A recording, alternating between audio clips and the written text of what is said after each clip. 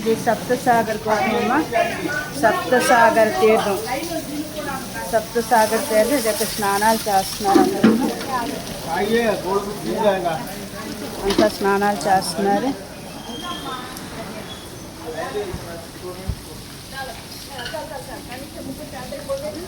ఈ పక్కకి వెళ్తే మీకు వందే కాశీ మాత మందిరం ఉంటుంది. ఇంకా మందిరం తెరవలేదు అనుకుంటాను. వందే కాశీ మాత ఇదే సప్తసాగర్ తీర్థం. ఆ పైపు నుంచే స్నానాలు అవుతున్నాయి అన్నమాట. అంతా స్నానాలు చేస్తున్నారు.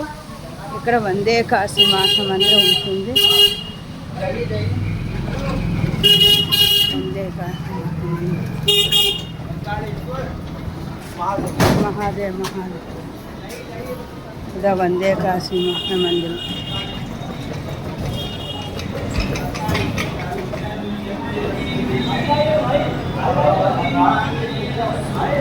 వందే కాశీ మాత.